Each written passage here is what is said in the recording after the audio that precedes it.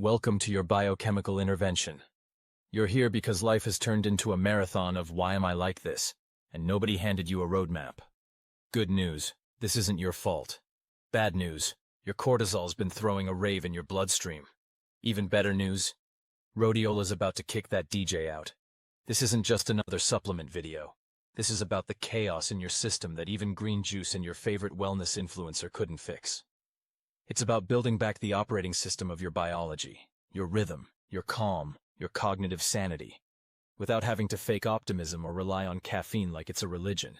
Let's talk symptoms, not vague horoscope-level signs.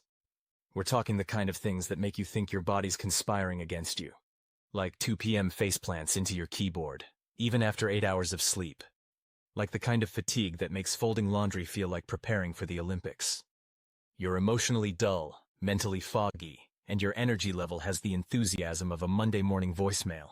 Sleep doesn't work, rest doesn't work, and you're starting to feel like nothing will. Spoiler alert, your hormones are hijacked. Here's the red flag parade. When even minor stress makes you want to live inside a blanket fort. When you catch a cold and it wipes you out like you just ran the Ironman. When someone cancels plans and you feel oddly grateful because socializing takes every drop of energy you have. These aren't personality traits. This isn't you being dramatic. This is your stress system running out of gas. Your HPA axis wheezing and waving a tiny white flag. So now, labs. Because we don't play guessing games here. We're playing hormone detective. Morning cortisol, 7 to 9 a.m., tells you if your system still knows how to wake up. DHEAS tells you if your adrenal reserve is on vacation. We check TSH, FT3, and FT4 to see if your thyroid is sleeping on the job. Fasting insulin? That tells us whether your cells are rolling their eyes at your pancreas. These aren't nice-to-haves, these are your metabolic diagnostics. Read those labs like this. Cortisol under 350 in the morning? You're not just tired, you're cooked. DHEA in the basement? That's your body whispering, I have nothing left to give. If FT3 is hanging out low normal, your body's hoarding energy and refusing to make usable thyroid hormone. And high fasting insulin? That's what happens when your cells scream, do not disturb to glucose. You've been living in fight or flight so long your tissues stopped listening. Now cue Rhodiola, not your hype herb, your biochemical reset. If your cortisol is bouncing off the walls and you're foggy, frazzled, and feeling like you've run a marathon just by answering emails, this is your moment. But heads up. If your cortisol is already flatlined, and you feel like you're made of wet cardboard, you might need adrenal repair before you try this. Rhodiola isn't a fire starter. It's a fire calibrator, know the difference. How to use it. Start at 200 to 400 milligrams in the morning. Not at night unless you enjoy insomnia mixed with existential reflection. Take it after food unless you enjoy dizziness with a side of regret. Look for extracts with 3% rosavins and 1% selidroside. That's the clinical dose, not fairy dust. Oh, and cycle it. 6 weeks on, 1 week off. Even botanicals need a vacation. Respect the herb. It respects you back. Now, lifestyle. Rhodiola isn't a solo act. It needs a band. Start your day with actual sunlight in your face, not Instagram. Eat protein in the first hour.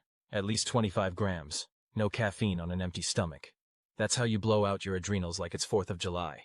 Go for a 10-minute walk after meals. Yes, even if it's cold. Yes, even if it's dark. Especially if it's dark. Movement resets insulin and stress like magic. Or science, whichever sounds more appealing. How will you know it's working? Simple. You stop needing 3 naps and a personality transplant to get through the day. Focus returns. You stop rage sighing at your inbox. Your mood goes from slightly homicidal to, I got this. Rhodiola won't make you high, it'll make you functional. And honestly, that's better than any energy drink has ever delivered.